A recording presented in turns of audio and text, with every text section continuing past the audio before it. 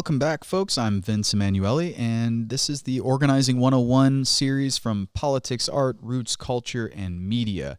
This is episode number 3, and on this episode, we will be focusing on the difference between self-selected groups versus structure-based organizing. On this episode, we will also be drawing from Jane McAlevey's No Shortcuts, Organizing for Power in the New Gilded Age.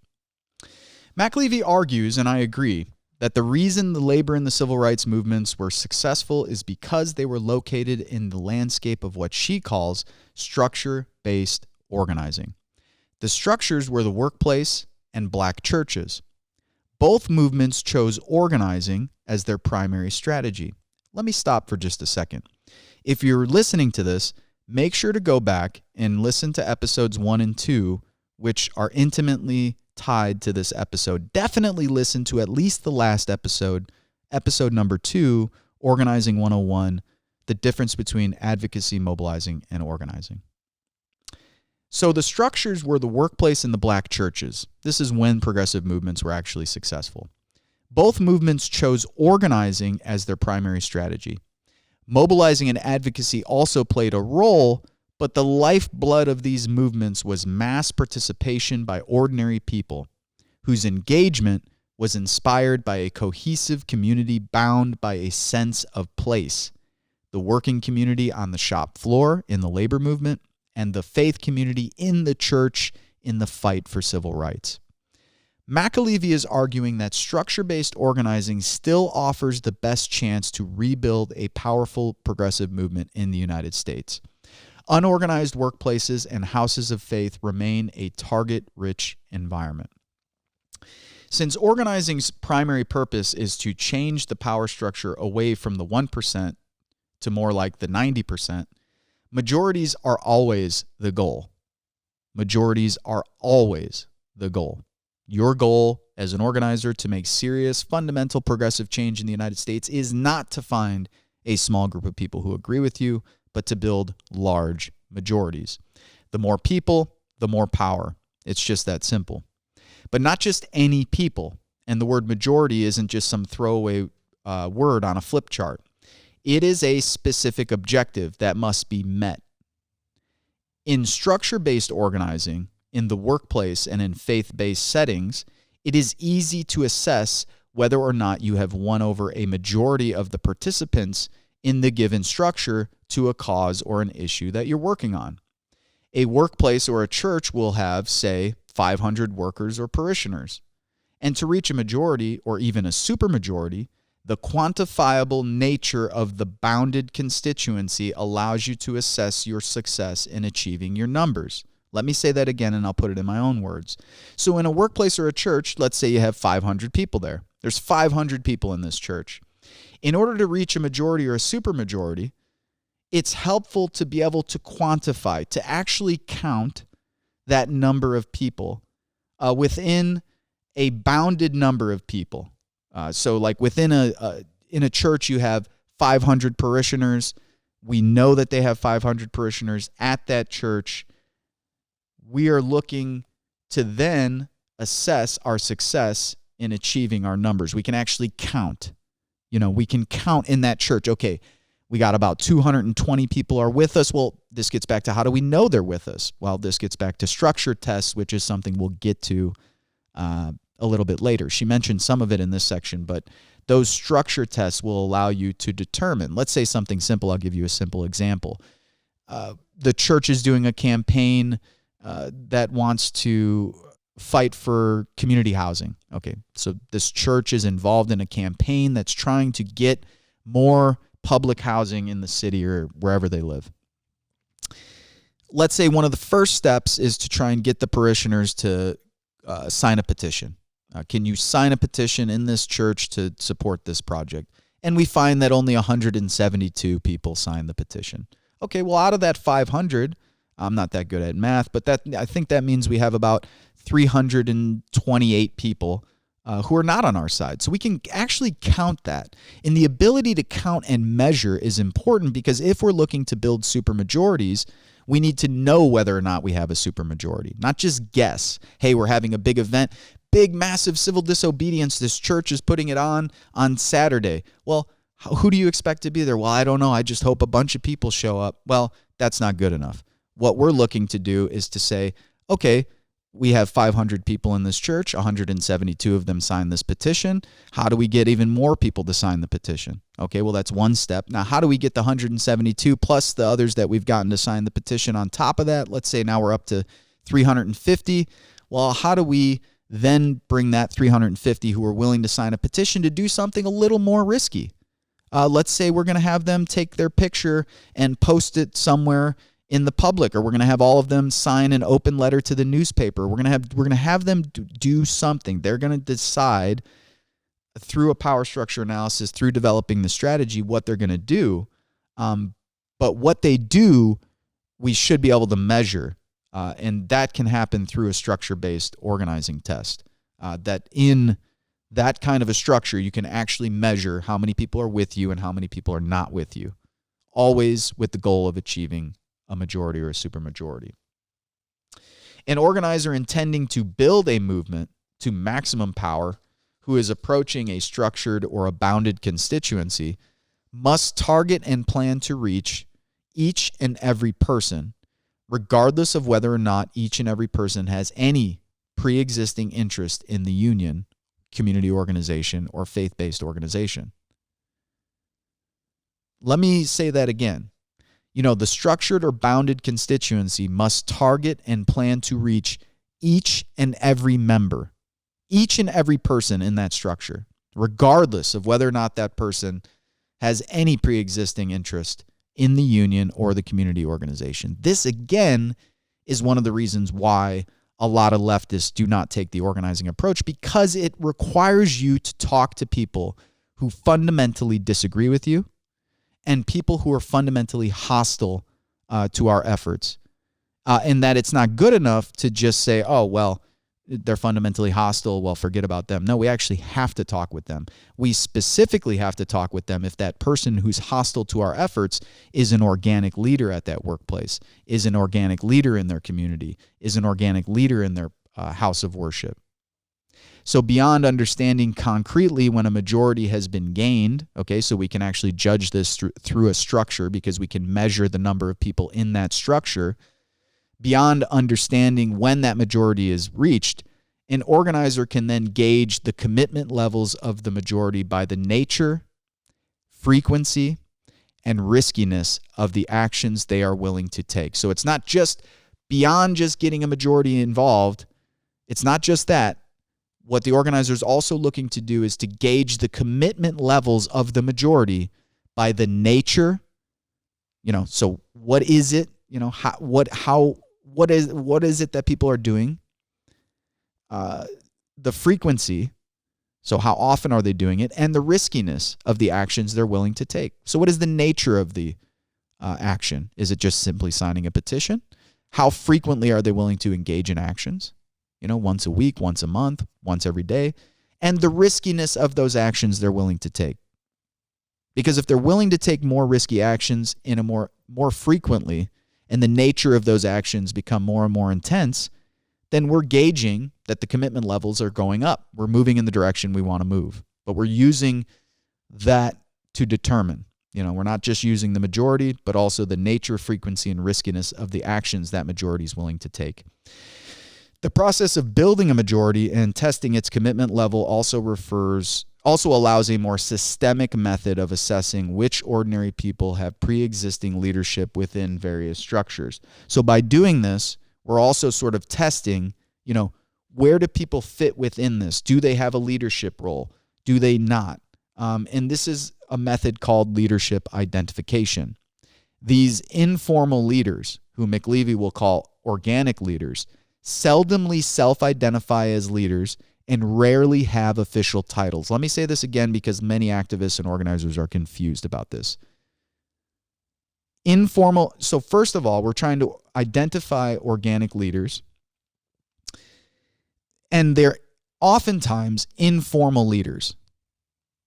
So these are people who seldomly self-identify as leaders. All too often on the left, we have people who call themselves leaders and they put themselves in front of cameras, and the next thing you know, we got thousands of people listening to some person who has no idea what they're talking about or who has no actual constituency or base of supporters or people, working class people who will follow them into the fire. And rarely do informal organic leaders have official titles. So you might have like, oh, this person's the president of the union, but everybody hates him. Whereas you might have somebody in the union that's actually more popular than the president in the union, and people might actually listen to that person more than they listen to the president in the union. But they are identifiable by their natural influence with their peers. So again, for people who didn't listen to the second part, organic leaders are people who have influence over their peers. These are people who their peers will listen to at the workplace, in the community, in a church, a mosque, a synagogue, etc. Knowing how to recognize them makes decisions about whom to prioritize for leadership development far more effective. So in other words, if we can properly recognize these organic leaders, if we can do that in a correct way, this helps us make decisions about exactly who we should prioritize for leadership development.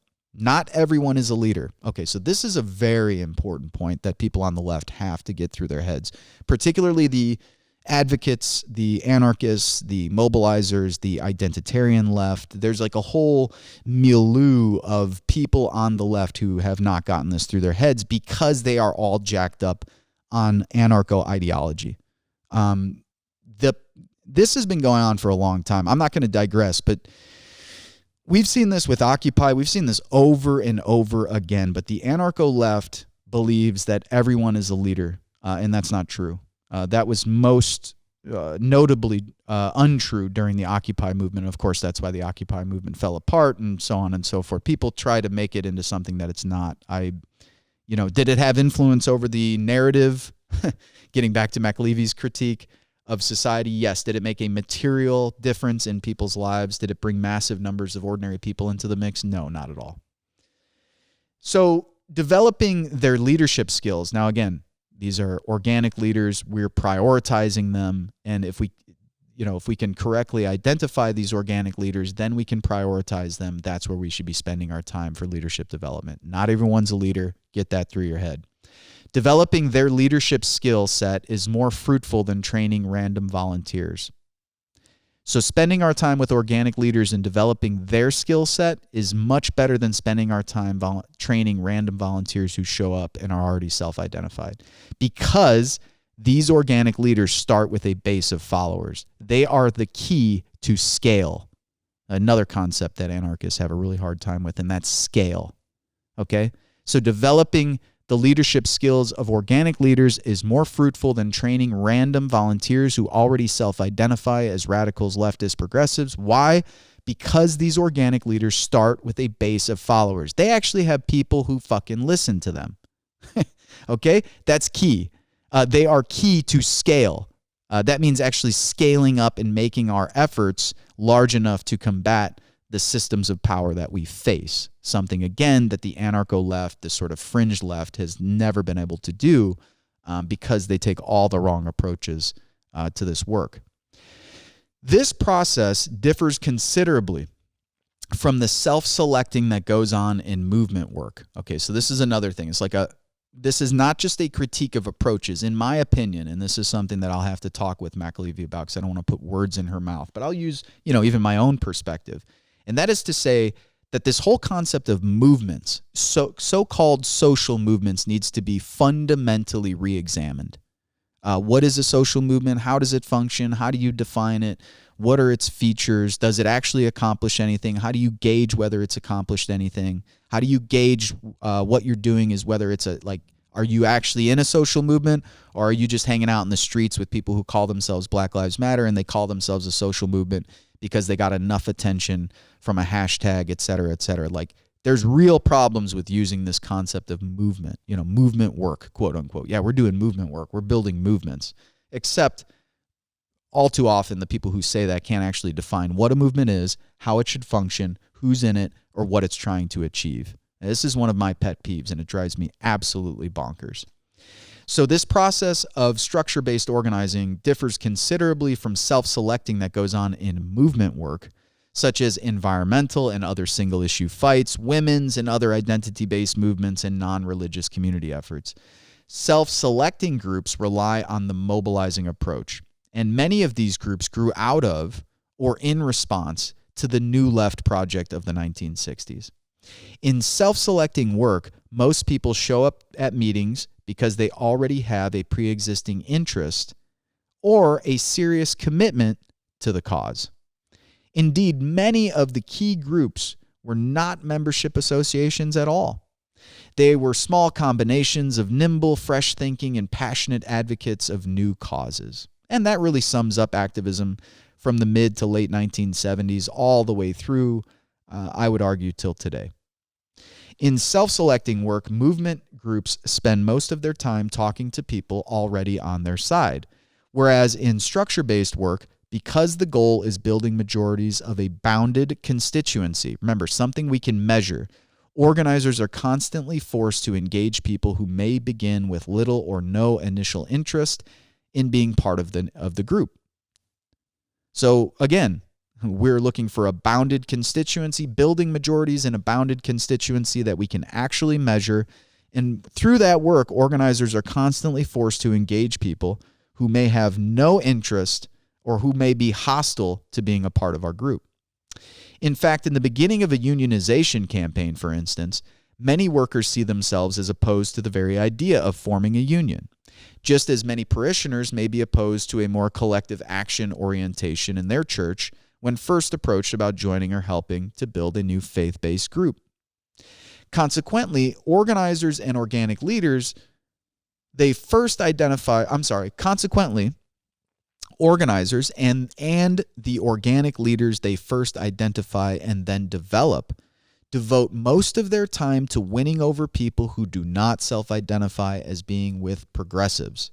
Structure-based organizing deliberately and methodically expands the base of people whom mobilizers can tap in their never-ending single-issue campaigns.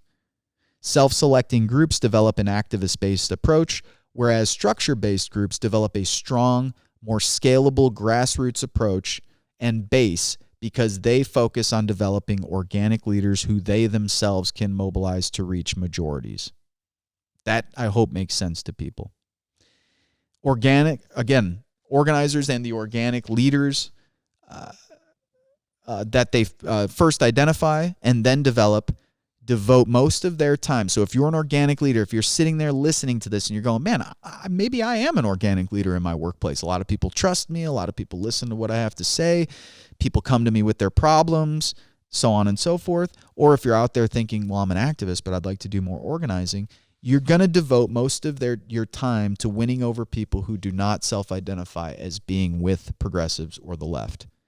Structure-based organizing deliberately and methodically expands the base of people. So we're looking to constantly expand our base of people. And again, within a structure-based approach, you can actually measure that, whom mobilizers can then tap in this sort of never-ending single-issue campaign. So yes, you're going to have mobilizers out there doing their work. They're going to continue to do their work. But the only way their work's going to be successful is if they can actually pull from a base of people so their mobilizations are large and effective. Self-selecting groups, of course, develop an activist-based approach. It's really hard for self-selecting groups, in my experience, to then try and turn the corner. And we're facing this right now with Democratic Socialists of America and Northwest Indiana chapter. These are real problems. Whereas structure-based groups develop a strong, more scalable grassroots base because they focus on developing organic leaders who they themselves can mobilize to reach millions.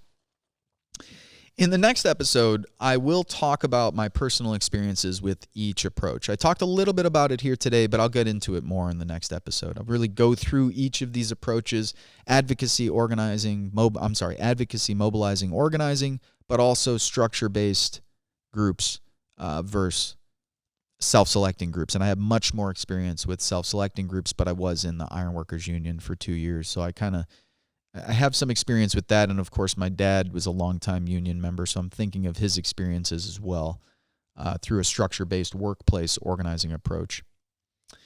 we've tried our best in Northwest Indiana to combine approaches with our local organizing effort, Organized and United Residents of Michigan City, our MC, OURMC. And now, having learned, I think, important lessons from our previous work with RMC, we're taking a slightly different approach with Northwest Indiana Democratic Socialists of America. Still focusing on a deep organizing approach, but trying to do so through a self-selected organization, DSA. Now, let me be very clear. Whether or not such an effort will be successful depends on many factors, including the assumption that a self-selected group can help organize in a structure-based setting. So in other words, DSA is a self-selected group of people who already identify as democratic socialists or socialists of one stripe or another. Okay, now can you use that self-selecting group to then help organize in a structure-based setting, a community, a housing complex, a workplace, a house of worship, etc.? We don't know. No, nobody knows because we're just trying this, okay? And nobody knows whether or not this will work. We know that these approaches work. What McAlevey is saying works. She has plenty of evidence throughout her book that shows that it works, particularly in the workplace setting, particularly in the union setting. We don't know whether or not the DSA effort will be successful or whether or not self-selected groups can really help organize in that structure-based setting. Plus, the role of Northwest Indiana DSA can play in the electoral arena, something McAlevey doesn't talk much about, I think for the sake of space and time and the focus of her book, which is really showing how unions have implemented this organizing approach and why union organizing is the most difficult yet fruitful structure in which to organize. But she does not talk at length about, and it leaves a lot of this open for those of us who are doing the work to try and figure out how our organizing efforts, from what I've heard McAlevey talk about in the past, the way that she sees this is like if you can successfully organize in churches and in workplaces, then you can draw from those growing base of people, measurable, again, within a structure, to then show up to the polls and do electoral work. And that makes a lot of sense to me because what should be very clear for people is that the Democratic Party is pulling from a smaller and smaller group of people each time around. Yes, this last election was an exception. Extraordinary circumstances, don't count on it for next time around. I haven't seen anyone organize in the last 6 months, of course, pandemic and so on, but still I haven't seen any political activity. And I haven't seen Democratic parties around the country being taken over by Bernie Sanders supporters. Now that happened in Nevada, but Nevada is a very specific case. So, people who are assuming that these electoral victories will continue but by sake of demographics or whatever the hell people think, I think they're sorely mistaken, and I think we're going to get another slap in the face in 2022 or 2024 or even after that if we don't come to the conclusion that just working through electoral politics is not going to build the kind of numbers or base of people we need to win supermajorities. The way that Republicans have won supermajorities. So, electoral efforts in and of themselves actually don't build a base of supporters. You build a base of supporters through organizing efforts in a structure-based setting, which then can pull on those supporters' base of people who have been organized in that structure-based setting to then go out to the polls. And that's how you're going to grow the number of people going out to the polls. It's not going to be through an electoral campaign, which is something the Bernie Sanders campaign found out in 2020 when they received less votes than they did in 2016. Their base did not grow. Okay. So again, whether or not our efforts here in Michigan City will be successful in Northwest Indiana, I think depends on many factors, including the assumption that a self-selected group can even help organize in a structure-based setting, or perhaps something else we've talked about is maybe the Northwest Indiana DSA is simply a body or an institution or an organization we're going to try and build into an institution that functions to train people or to skill them up with as much political education and knowledge they need about organizing to then go out into their workplaces, into their houses of worship, into their housing complexes or their communities or their precincts or whatever it may be. And then to do that structure-based organizing. And we'll leave aside the electoral stuff for now. McAlevey is quite literally an expert, just to be clear, on union organizing. We are not an expert on that. But no one is an expert or has the answers on how exactly to combine existing political efforts, organizing, activists, mobilizing and advocacy efforts, while also growing existing structures and alternative self-selecting structures into a coherent movement and umbrella or a coalition of the left. So this isn't a critique of McAlevey. One person can only do so much. It's up to all of us to take this work, think about it, reflect on it, try and implement it in our day-to-day organizing efforts, then come back, change it, morph it, alter it, and think about how we're going to combine any number of these things. So we have existing structures in society. We have people who would like to build new structures in society. We have self-selecting groups. We have structure-based groups. How do we combine these things? How do we bring together a more coherent left? No one has the answer for that, but people have decent suggestions. And one of those, which is what McAlevey is saying, is the more people we have actually organizing with these approaches, using these methods, the more likely we are to build a coherent movement. Here, I think we need thoughtful and methodological experimentation, and constant reevaluation. Okay, so thoughtful experimentation and constant reevaluation. So it's not just, hey, let's try this out and kind of see how it works. How are we measuring it? How are we measuring success? How are we measuring failure at each step of the way? And who's a part of that process? This isn't about, a lot of people confuse this with perfection. This isn't perfection. This is called discipline. Another thing, again, the anarcho-radical left does not like to hear. They don't want to hear about power. They don't want to hear about accountability, and they don't want to hear about discipline. And that's a real problem, because what we're talking about here isn't about perfection. It's about taking a methodology, taking an approach, and implementing it in a disciplined, accountable fashion, and then asking what's working, what's not working, what's working in other red states. For instance, where we live in Northwest Indiana, we're in a trifecta Republican-controlled state. Well, what's working in other red states with similar economic and social conditions? What's not working? What part of our hypotheses are incorrect? Which ones? Which assumptions were wrong? Which were correct? How are we measuring all of the above? Those are the questions that serious organizers constantly ask themselves. And those are the questions we'll ask, moving forward. Okay, folks, I kept that one under 30 minutes. I hope that was useful. Structure-based organizing versus self-selected organizing. Fundamentally different things that do work together, and we have to find ways to make them work together. But at the end of the day, the message is clear. There's been far too much self-selected organizing and not nearly enough structure-based organizing. If we want to build the kind of power that previous progressive movements have had in this country, well, we're going to have to get back to the basics.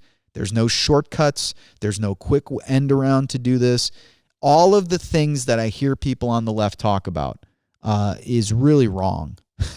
And it's really amazing to think that we're sort of in many ways starting from scratch here.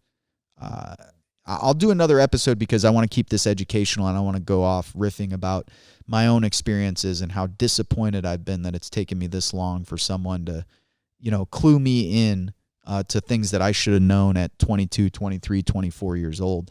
There's no reason. Let me say this very clear to end this episode.